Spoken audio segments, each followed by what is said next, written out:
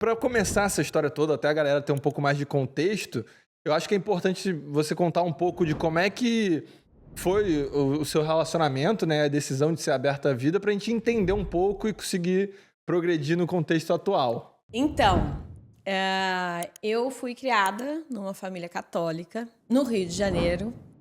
Temos E, uma similaridade aí. né? Aliás, eu estudei no Santo E eu Inácio. na OLM, que era uma Já, escola católica também já no foi Rio. uma coincidência. Mas eu sempre fui criada numa família aberta à vida. Os meus pais nunca tomaram anticoncepcional. O que significa aberta à vida, ia né? perguntar isso aí. Abertura à vida significa que você não controla os filhos que Deus envia. Ele é que decide. Entendi. Então, os meus pais... Minha mãe engravidou 5 vezes. Ela realmente perdeu, infelizmente. Mas somos 4 irmãos, né? Somos 4 filhos. Então, não significa que você vai ter 20 filhos, a abertura à vida. Tá. Significa que você está nas mãos de Deus. E eu já fui criada com essa mentalidade, com esses ensinamentos que são católicos. A Igreja Católica, ela, quando diz abertura à vida, ela nos chama a viver isso. É que não é muito explicado, às vezes. Mas, quando eu conheci o meu marido... Eu lembro que no primeiro Réveillon, a gente tinha 1 mês de namoro, ele muito empolgado já, né? Muito apaixonado, né, amor? Em 1 mês já? Ele virou todo empolgado e falou assim, não, porque eu vou casar com você e a gente vai ter 2 filhos... Não, vai ter 4 filhos, que ele já sabia que eu vinha de uma família grande, né? Para os padrões e tal. E a gente vai ter 4 filhos e tal. Aí eu virei e falei assim, olha... então você não vai casar comigo, porque eu não posso saber quantos filhos eu vou ter. Eu quero ter no mínimo 4 mesmo.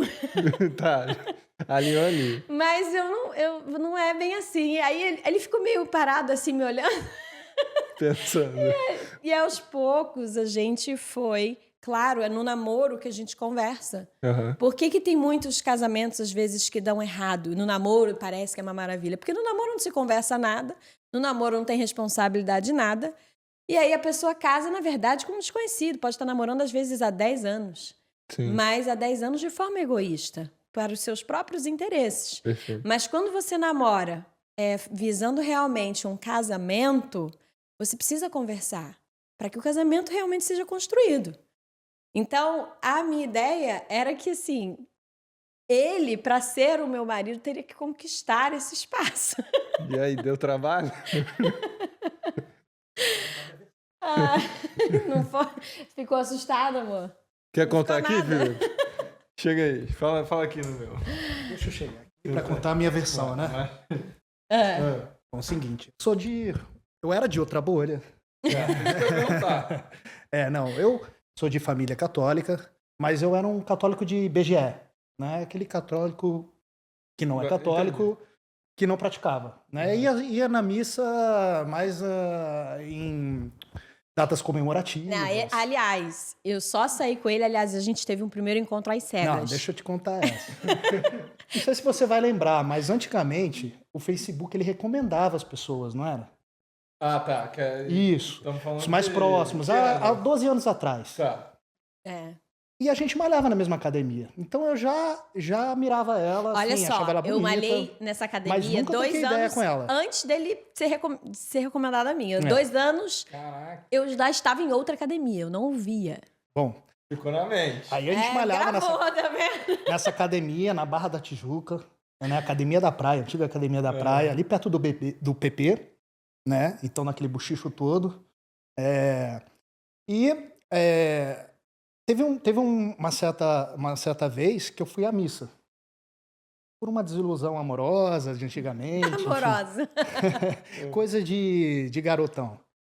E aí eu encontrei ela na primeira fileira da igreja, assim, da missa. E aí aquilo ficou gravado em mim, né? E aí o Facebook recomendou. 2 anos depois, isso, meses depois. Meses depois. Ele recomendou e eu resolvi adicionar ela. E mandei mensagem. Só que, né, eu mandei mensagem que eu não ia falar que eu ouvi ela na academia. Eu falei que eu mandei mensagem dizendo que eu encontrei, que eu vi ela na igreja. Se falasse na academia, eu já ia Foi descartar. Aí ela aceitou. E aí a gente começou a bater o papo, né? Então, essa é a minha dúvida. Como é que foi essa sua reação quando você, na época, ela falou 4 não?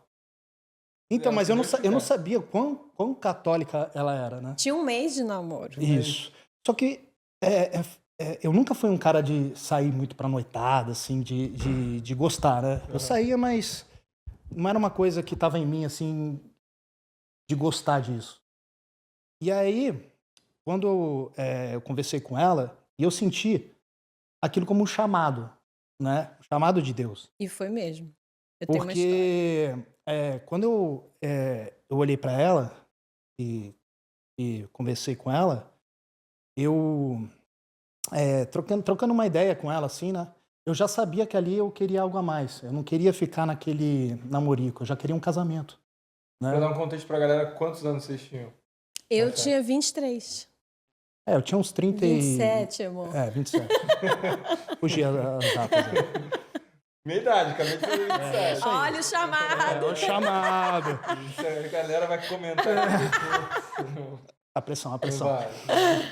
Então, esse chamado que eu já estava sentindo já era algo especial. Então, o fato de eu ver ela na igreja e aquilo me marcar, já foi construindo em mim um desejo de algo a mais. Principalmente para esse lado do matrimônio. De fazer diferente, né? De fazer diferente, exatamente. Porque eu vivi uma vida meio...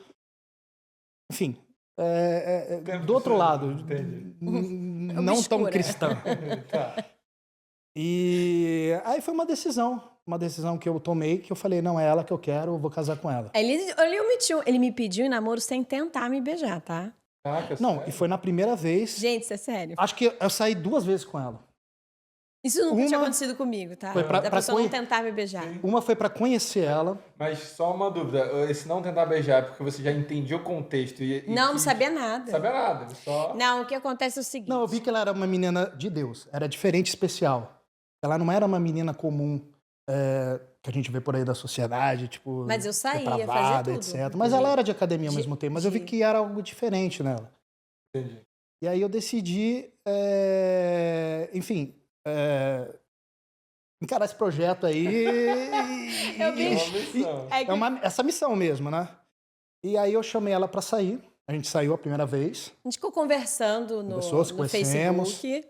Aí eu comecei. Na conversa eu comecei a entender já o grau onde eu tava pisando, né? Tá, certo. Né? E aí eu já falei, não, é ela. Nossa, estou ouvindo agora. Na segunda vez. Isso eu nem tentei dar um beijo nela. Uhum. Eu já pedi ela em namoro sem beijar ela. Isso o quê? Um mês? Não, então, a gente estava conversando no Facebook. Ele me chamava pra sair, eu ficava, gente, eu não conheço esse menino. Vai que ele é um maluco. Porque, assim, ele era bonito. Obrigado. Aí... Falou? Não. Eu também era, tá? Agora eu estou gordinha. Mas eu estou grávida. Bom, e aí eu falei assim, vai que ele é um maluco. Sair me chamando pra sair, assim. Então eu falei assim, tá bom, eu topo sair com você. Mas eu falei, tem que estar muita gente em volta pra eu saber qual é desse cara. Qualquer coisa foge. Qualquer coisa eu fujo. Aí eu marquei no calçadão da Praia da Barra. Uhum. Bem no PP quase, antes, isso, né? Isso. Sei lá, que era perto da minha casa. E eu falei assim, então a gente se encontra lá. E a gente foi se encontrar lá. Ele falou, eu te busco. Eu falei, tá maluco, vai me buscar? Eu não conheço ele.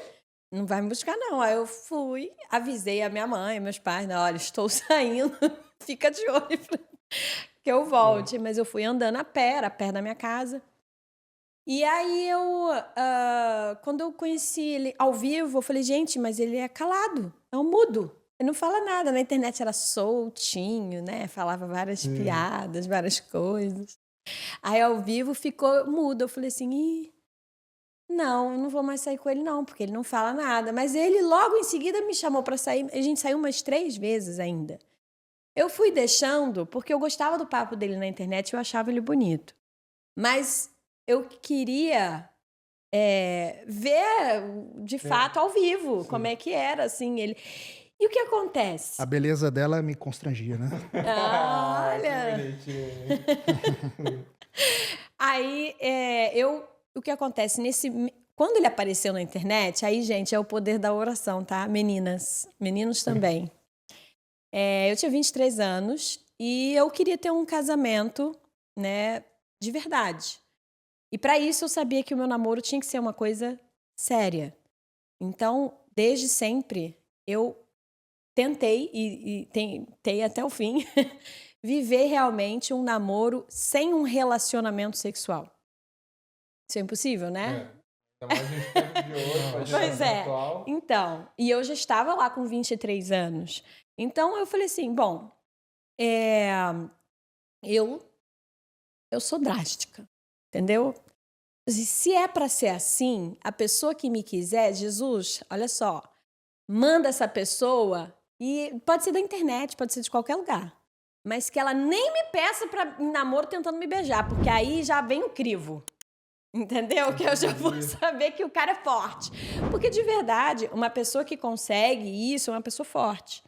É uma pessoa que consegue se controlar. E no seu casamento, você vai precisar ser fiel à sua esposa em situações diversas. Você vai precisar ser forte. Por exemplo, se eu vou ser aberta à vida, né? Que é a minha fé, é o que eu acredito. E a gente, quando vive fora do que a gente acredita, a gente não consegue viver bem consigo mesmo. Né? Então, eu precisava, para viver bem, viver isso. Então, é uma questão de lógica e de inteligência. Se eu preciso disso tudo, imagina no meu casamento, meu marido, eu toda hora tendo que, né, ter resguardo, ter não sei o quê. Ele vai ter que estar treinado. Sim, perfeito. Ele vai ter que estar treinado. Uhum. Então, isso é um treino que... Aí eu fui, na verdade, até nesse período, entendendo, porque eu também questionava, eu tinha 23 anos, o porquê que Deus pedia isso, né? Essa questão de você conseguir ter esse autocontrole, tudo para o nosso bem, para que a gente possa ser forte, para que a gente saiba construir grande. E eu queria construir grande. E aí, porque a obra da nossa vida está nas nossas mãos. Não está minha obra da minha vida não está na sua mão. Não está na mão do meu pai, da minha mãe, está nas minhas decisões diárias. Então, eu fiz uma oração, que é o que foi interessante, que ele está falando que foi um chamado, foi mesmo, porque eu peguei e no meu quarto, eu tinha voltado de um intercâmbio, eu tinha feito intercâmbio na Itália, e eu falei, chegou a hora de eu conhecer essa pessoa, porque agora eu já tenho 23 anos, eu quero conhecer uma pessoa realmente. E que vem de qualquer lugar. E meu anjo da guarda, eu sempre gostei de rezar o rosário. É uma oração repetitiva que eu falo que é a oração dos anjos. Meu anjo da guarda, você vai pegar essa pessoa que pode estar no Japão, pode estar em qualquer lugar. Se ele existe, manda pela internet. Que ele chegue e, para eu reconhecer que não queira me beijar. E olha só, que tem que ser bonito. Porque eu vou ficar com ele a vida inteira. Para sustentar tudo aí, sabe que vai ser difícil. Né? E aí, enfim... eu de verdade fiz do fundo do meu coração, eu falei, e se ele não existir, eu juro, eu entreguei a minha vida. Eu virei e falei assim, se não existir essa possibilidade, eu não me sinto chamada a ser religiosa, não tinha zero perfil para isso. Por N motivos, não era o meu chamado. Eu falei, então você me leva embora. Porque a minha vida não é aqui e agora, a minha vida é eterna, então você me leva embora. No que eu fiz essa oração, ele apareceu na internet. E foi por isso que eu dei trela pra ele. Porque ele era bonito e ele ainda me falou. Na verdade, ele me adicionou sem falar nada. Eu peguei e falei assim, gente, geralmente eu ignoraria. Só que eu mandei e falei assim, eu te conheço de algum lugar, por um acaso? Se você me adicionando. Uhum. Aí ele falou, não, te conheço da igreja, da qual você frequenta, ou seja, eu frequento... Eu falei, mas eu nunca vi ele na minha vida. E de verdade, gente, eu nunca tinha visto, eu nunca reparei nele não tinha reparado nele na academia, não, porque eu gosto de academia, mas eu não vou pra ficar vendo ninguém, então eu nunca tinha reparado. É por isso que eu acho que isso só pode ser obra do Espírito Santo. Porque antes dela, eu vivi uma vida, assim, um vazio. E esse fogo, né? Essa chama foi acendendo em mim quando eu conheci ela. E aí, esse desejo de querer construir uma família veio de cara, assim, como um estalo. E por isso que foi assim, seguida, eu já pedi ela em namoro, mas já querendo casar. Então foi tudo muito rápido. E não me interessava se ela era virgem ou não, e se eu tinha que encarar isso, e enfrentar Não os falei nada os disso com terços. ele. Não tinha nada desse contexto. Mas Não, eu eu saí entendi com o ele sinal. 3 vezes. Porque a última vez que eu saí com ele, eu falei pra Deus, falei assim, é a última vez que eu vou dar chance pra esse menino. Ele não fala nada, não vou mais sair. Acho que ele sentiu isso, ele logo pediu em namoro. Quando ele me pediu namoro, eu falei assim, É o que você pediu. eu pedi que fosse uma pessoa que não tentasse me beijar. Eu não estava realmente apaixonada por ele. Eu achava ele bonito, tá? Mas você gosta do contexto todo, né? Da pessoa que fala. E é Ele ficava contido, ele não E o mais falava engraçado é nada. que alguma coisa me fazia pra assim, não toca nela. Era o meu anjo da guarda. Gente, o rosário é real. Rezem o rosário. Não, e a gente começou a rezar junto também, nisso tudo. No início ele rezava pra me agradar, Eu né? entrei nesse projeto de namoro santo. Né? Forte esse termo, né? A gente lutou muito, mas era isso que a gente queria. Porque a dúvida que eu tenho... Ele tá nervoso, né? Não, é maneiro escutar essa história de vocês, porque a minha dúvida é assim, por exemplo, hoje em dia, né? Até a relação, muita gente, hoje tem corte de tudo e tal, traz o contexto até científico do relacionamento sexual que tem um relacionamento, quanto isso, de certa forma, fortifica, em termos ali científicos. Fortifica comer o doce antes do seu almoço? Não, mas eu nem como isso aí. Ele é gostoso? Não. O doce é gostoso? O doce é bom. O doce é bom. Vai te satisfazer comer um doce? Sim. Mas se você come o doce, perde a graça, o que seria o almoço. Não, Entende? Pra mim, o que vocês falaram tem uma lógica muito grande. E eu vejo, assim, o valor dessa construção. Mas, dado o cenário hoje de internet, de tudo, é muito complexo conseguir, pelo menos, enxergar. Pra vocês, pra mim, é uma ponta fora da curva. E vocês ainda vêm de um tempo um pouco antes da minha geração, vamos dizer assim. Como é que você vê isso hoje, até passando para, sei lá, novas gerações, de construir essa força e o que era, principalmente acho que na sua cabeça, porque você fala que você cresceu dentro desse ambiente, Sim. mas você tinha 23 anos, o que te dava tanta convicção de querer abraçar uma não sei se fala, uma estratégia de relacionamento tão diferente e difícil, não era fácil? Não, então. O que faz você ser forte é o amor que você sente. O amor é o maior incentivador da vontade.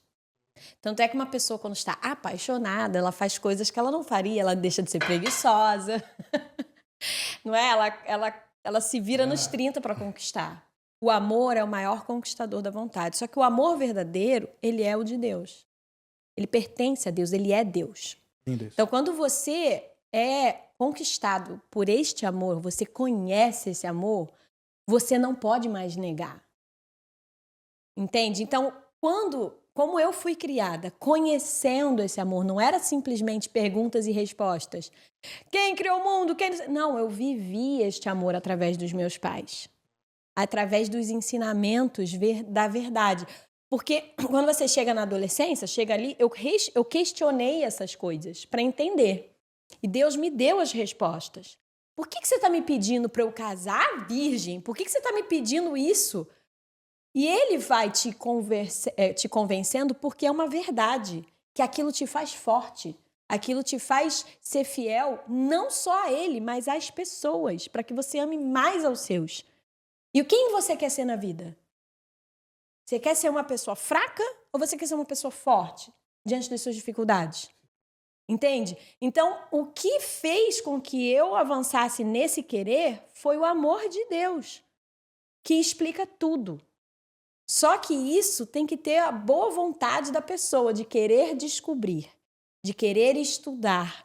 Porque tudo que você quer ser bom na vida, você precisa ir atrás. E ela me explicou. Isso que eu ia perguntar. Porque... Como é que ela... Porque não foi fácil, né? Isso que eu ia falar. A tentação veio. A forma de pensar. A tentação veio, né? Teve momentos que a gente teve que se segurar, mas eu acho que a força dela e o conhecimento que ela passou para mim, né, me fez entender, né,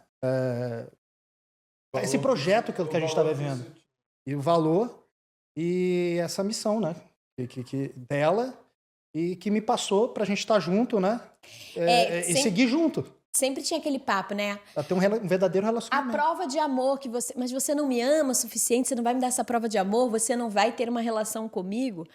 O que eu sempre respondi, eu tive outros relacionamentos menores, mas foi o seguinte, olha só, a maior prova de amor que eu posso te dar é esperar por você.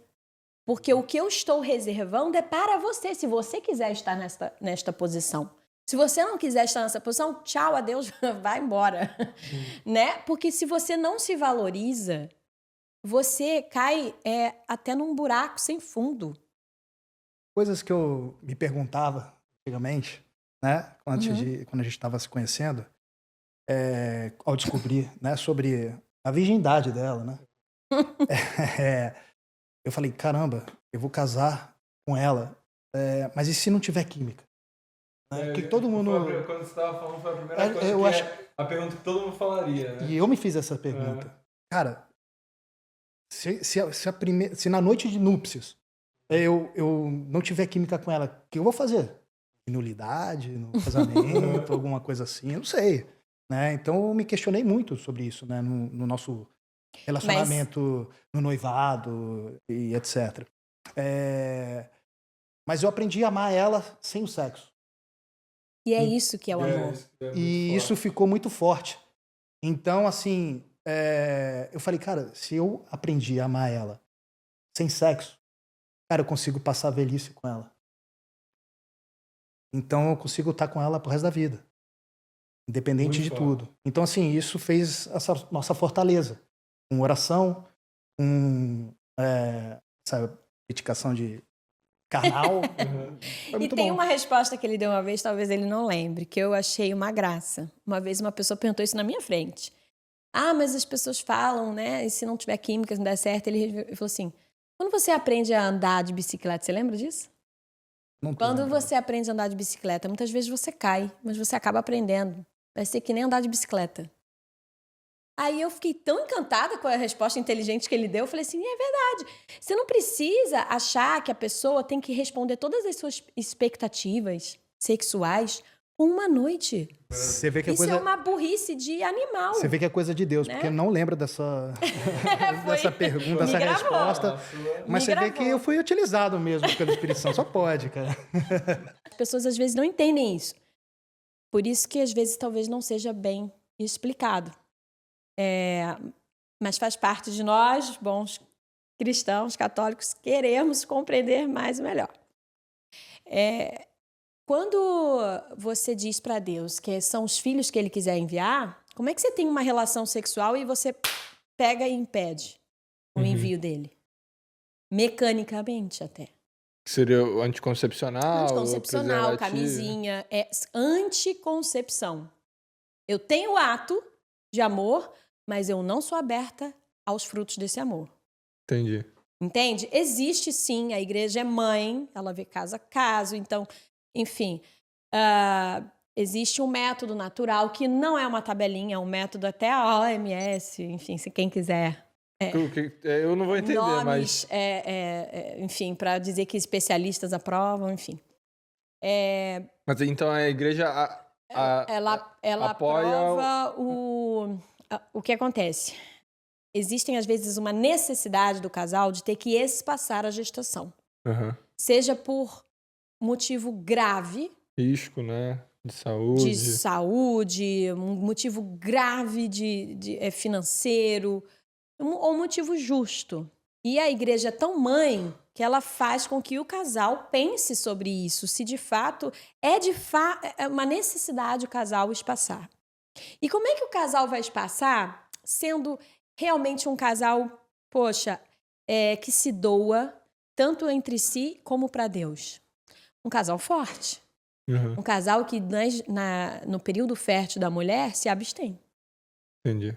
Então hoje, já que a gente não pode, amor, ter filhos, porque a gente chegou à conclusão juntos, não é só você, mulher, que toma anticoncepcional, fica com seus problemas, né? Tem uma série de questões no anticoncepcional que a gente não precisa entrar aqui agora, de repente. Sim. De repente você entrevista um médico sobre pode ser. te indico alguns. Se a gente ver o que a galera comentar aí, tiver interesse, a gente vai para a próxima fase. Porque todos os médicos que até eu confio, eles afirmam, né? O anticoncepcional Não, sim. é um possível abortivo até. Mas aí deixa que o Tá. médico explica. Então, como é que a gente vai fazer com que essa abertura à vida, né? Para que Deus envie o quanto ele aconteça de uma forma justa, né? Diante também, para que não seja hipócrita, porque tem gente que não entende isso, fala assim, mas isso é hipocrisia. Fala que é aberto à vida, mas usa método natural, mas não é anticoncepcional. É um método que une o casal para sofrer junto. Porque você se abster, podendo ter relação, é um Sim. sofrimento. Sim. Entende? Então, vocês dois estão amadurecidos o suficiente. Então, são o método Billings, não é tabelinha furada, é o método que a mulher conhece o próprio corpo, ela consegue ver os seus sinais, ela consegue saber quando ela está fértil. Entendi. E aí Tá? evita Evita naquele período, sim. Tá? Mas não é para ser usado também toda hora. É com um motivo grave, um motivo justo, um motivo conversado com o marido, e não é para sempre, né? Entendi. Mas nós não usamos. Então, Só uma coisa que eu queria falar, que no casamento, quando entrei nesse projeto, eu vou dizer, no casamento, matrimônio, não foi só eu e Luísa. Eu casei, foi com ela e com Deus ao mesmo tempo. Sim. Então, assim, eu me senti casando com Deus. Novamente, entendeu? Porque quando eu era pequeno, tinha essa coisa de mim. Acho que a gente nasce com esse DNA de Deus. E que quando você não está com ele, você sente esse vazio. A gente pode ver aí famosos que chegam no auge. A gente viu até aquele cantor JP, né? Que chegou ao auge e JP. se entregou a Deus. Porque não se satisfaz com coisas mundanas. Uhum. Então foi aí que eu percebi que não era com a Luísa que eu estava casando, e sim com Deus. Com ela e com Deus. Então hoje o que a gente segue é abertura à vida, no noivado, a castidade, foi tudo por Deus também, e nas regras dele. E assim a gente vai até hoje. Isso que transforma tão forte a união de vocês, né? Exato. Pô, muito, muito maneiro. Eu vou perguntar mais uma curiosidade de... Agora você falou, pensa no presente, não no futuro, mas eu tô pensando no meu futuro aqui. Como é que é a criação hoje em dia? Assim, acho que é algo que a nossa geração vê muito e tá preocupada principalmente com o lado de celular, mas para mim o contexto mais com você, assim, são 5, né? Agora vai ser o 5º, crianças convivendo juntos numa fase que estão crescendo e aprendendo. Como é esse lado delas ou se ajudarem na própria educação, ou o lado de como que eu educar, crio. exato. Como que a gente cria. Como que vocês criam tantas crianças juntas ao mesmo tempo hoje em dia? Acho que se você não for uma pessoa distraída, você consegue crescer. Se você não for uma pessoa distraída, você emburrece, não cresce. Então, o que acontece? A televisão, o celular, que você perguntou, né? Uhum. Eles são uma fonte de distração. Perfeito. Se você dá essa distração para os seus filhos numa rotina corriqueira, eles vão ter dificuldade de desenvolver o caráter deles. Eles vão ser preguiçosos. Então, não é que eu não dê acesso nunca. A gente senta, vê filme em família, mas numa rotina, a gente aqui prioriza não ter. Então eles não têm um aparelho próprio deles. Não, isso não vai... Enquanto não se sustentar, nem vai ter. Até isso que eu ia perguntar, até qual idade? Eu lembro da minha mãe, comigo foi tipo 12 anos. E aí que eu peguei um da China lá. É o que acontece. Eu não fico, como eu falei, não fico pensando muito no futuro. O futuro é construído junto com o presente. Mas na realidade atual, do que eu enxergo não vai ter tão cedo. Não tem porquê. Não tem porquê. Muita gente vai comentar. Não tem porquê, não vai conseguir socializar ou entrar dentro do contexto. A socialização, ela não acontece pelo celular, pelo contrário. O celular é um antissocial. Se você ficar aqui conversando comigo no celular, você não vai estar socializando comigo. Então, pelo contrário, para que ele saiba usar o celular para ser sociável, ele precisa não tê-lo. Entende? Então, para que ele saiba me ajudaram em casa, arrumar a cama deles, minha filha de 7 anos. É mentira ou verdade, amor? Nem sei nem sabe como falar. Verdade. Mas a mulher falou, é verdade. Depois de anos e essa história toda, você sabe que tudo é verdade, pô. Mas ela, quando meu segundo filho nasceu, ela não tinha nem 2 aninhos. Ela já chegava, às vezes eu tava amamentando, ela já chegava no meu quarto, arrumada, trocada de roupa, com a cama dela feita. Era aquela cama no chão, né? Então ela é fácil de fazer. Tudo por quê? Desde que ela tinha 1 aninho, eu já ensinava ela a fazer a cama dela, junto comigo, aquele jeito, né? Mas ela foi botando ali esforço de que ela tem uma atividade que ela tem que cumprir. Entendeu? Então, ela já acorda sabendo que tem obrigações. Os meus filhos hoje, ela tem 7, o outro tem 5, o Joshua tem 3, o outro tem 1 e pouco. Os 3 primeiros já fazem a obrigação sozinhos, sem a minha ajuda. A Giovana, o Joe e o Josh se ajudam entre si, né? Eles ajudam o Josh. Tem 3 aninhos e a cama dele é mais difícil de fazer, que numa triliche. Coitado. Mas os irmãos se ajudam. E isso faz com que se crie um amor de irmãos. De família, né? Por quê? Quando é que você ama alguém? Quando você é cuidado ou cuida de alguém. Então, quando você põe essas tarefas para eles se entreterem, em vez de ser um entretenimento no qual não se desenvolve sociabilidade, que é uma televisão, eles se ajudam a se amar. Entendeu? Justo. Então, eles vão tendo, além disso, vão o quê?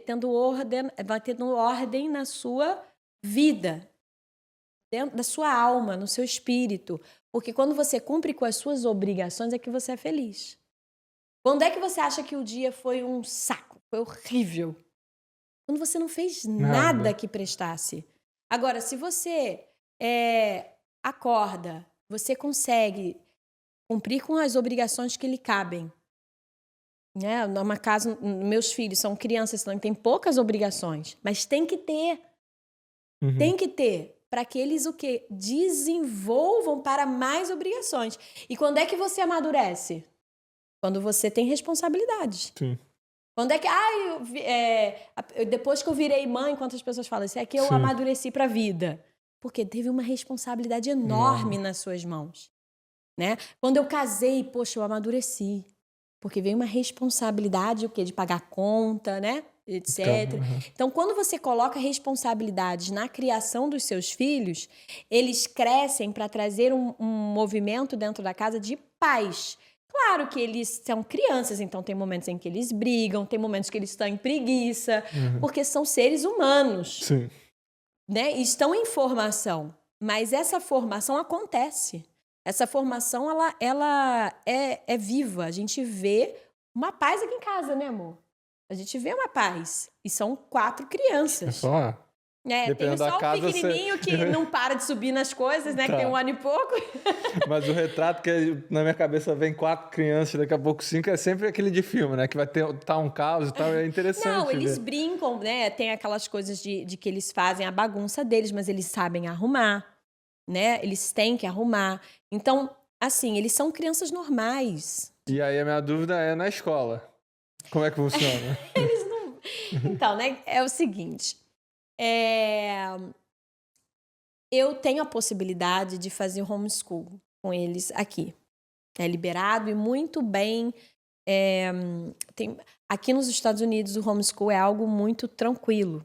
Homeschool, só para dar o contexto para a galera do Brasil. Domiciliar. Exato. Então, é a escola em casa. A escola em casa. É muito, até, assim, feito por muitos pais americanos. Não é algo que não é você olhado torto, não. Eu já escutei falar, mas eu nunca vi. Acho que então é a primeira experiência que eu tô tendo. Você tem mais ou menos o número de quantas pessoas são homeschooled aqui nos Estados Unidos? O que, de cabeça assim, eu não sei. Mas eu sei que os homeschoolers são pessoas disputadas no mercado de trabalho. Porque são pessoas que, de fato, que tiveram... Como é que a empresa vê? Os pais tiveram um cuidado tão grande nesta criação, essa pessoa é benquista na empresa. Pode ser uma pessoa benquista na empresa. Então, acho que você tem que desmistificar alguns pontos aí de homeschool, porque aí eu quero entender assim, como é que existe uma garantia de que quem tá estudando em casa tá aprendendo? Tipo, tem algum Qual modelo? a Eu garantia nunca... que você tem que a pessoa na escola tá aprendendo? Não, isso aí, só pra você entender que eu tô na narrativa aqui com você, que eu... Não, eu tô super- fazendo o papel da pergunta. A prova, né? Então, Qual é a prova? eu também concordo, mas aí você vai lá, a prova... Que a pessoa cola? Isso, exato. Ou que só decora pra aqueles uma decora. hora e bota. A pessoa tem ali, às vezes, 30 alunos na sala de aula. Uma professora só. Qual é o tempo que ela vai ter para tirar dúvidas pessoalmente com a professora? É, um 30º, né? Um tempo de muito 30, reduzido, sim. se tiver. Se tiver. Então, o homeschool, ele é, na verdade, uma aula particular. Quantas das pessoas ficavam o ano inteiro se dando mal na escola e chegava, poxa, no final do ano entrava em aula particular e passava de ano? É. Quantas pessoas conhecem? Eu conheço várias. Sim, vários. Tinha um professor, tutor, vai aprendendo. Muitas das vezes eu também, no meu colégio, não estava entendendo a matéria, ia para uma aula particular e entendia tudo. Né? Então, o homeschool é essa aula particular. Ah, mas é feita pelos pais. Mas os materiais que tem disponíveis hoje em dia são detalhados. Mas como é que funciona? Existe uma prova? Você pode dar provas para o seu filho, para saber como é que ele está. Mas Você na teoria... é a maior interessada para que ele passe de ano. Sim. Então, você tem material, você tem muitas possibilidades de materiais aqui nos Estados Unidos. A questão é que, como eu sou brasileira e a minha primeira língua não é o inglês, eu decidi atualmente, pode ser que eu faça um homeschool 100% novamente depois. É o que eu te falei, eu vou vivendo um dia após o outro. Exato. Atualmente, eu faço um homeschool híbrido. O que é isso? No Brasil é uma coisa meio... Como assim? Isso não existe, né? É uma academia católica que tem todos os ensinamentos que eu gostaria que os meus filhos aprendessem. Eles ensinam, inclusive, latim a partir da 2ª série. Então, assim, é uma academia porque eles não são uma escola. Eles alugam um espaço e funcionam como uma escola. Tem roupinha de uniforme, tem os horários, tem um currículo. E o que me ajuda? Ela fica 2 vezes na semana, minha filha mais velha, meu segundo filho também entrou. Segunda e quinta, eles vão para essa academia, ficam o dia inteiro. Né, do período da manhã, de 9h30 da manhã. Aliás, eles começam só 9h30 da manhã porque eles dão um tempo para as famílias que vão à missa diariamente poderem ir à missa e depois entregarem os filhos. Caraca. Eu, no caso, como moro muito longe dessa escola, que é em outra cidade, eles não conseguem a missa comigo antes. Mas eles entram nessa escola, que não é escola, é que para nós fica mais fácil falar de escola. entender, sim, perfeito. E ficam lá até 3h30 da tarde. Tem a convivência com os outros que são homeschoolers com o mesmo currículo. Então, eles aprendem na segunda-feira, chegam em casa terça e quarta, fazem comigo. Na verdade, eu botei uma tutora quarta-feira, que você, homeschool, você não precisa ser também de fato ser a mãe. Pai e a mãe. Ser a pai e a mãe. Você que gerencia isso. Sim. No caso, eu botei uma tutora também americana às quartas-feiras, então só na terça que sou eu e sexta. Então, e quinta-feira ela retorna para lá, faz testes lá sobre o que ela está aprendendo, né? Ela já está no primeiro ano. First grade? First grade, acho que no Brasil não é primeiro ano, é segundo ano, não sei como é que tá lá. Exato. Mas, enfim, é algo que me ajuda muito por conta da língua. Por conta da cultura, dela aprender realmente as brincadeiras que da minha cultura não tinham, não tem, né? É diferente. Então, é algo ali que são feitas por mães. Você acredita que tem dentro dessa academia? As mães dão aula, né? Elas são abertas à vida. Então, às vezes, são 7, 8, 10 filhos. Chegam furgões lá, né, amor? Caraca. E elas são as professoras. A professora da minha filha dá aula. Ela recentemente teve um bebê. Então, ela dá aula com um canguru, um bebê no colo. Com um canguru dando aula. Isso, para minha filha, é um aprendizado em si sobre a vida. Porque a escola ela tem que vir somar a um aprendizado. E ali eu vejo que ela está aprendendo não só matemática, não só inglês, ela está aprendendo a viver, a olhar a vida com valor. Entende? Então, as mães têm uma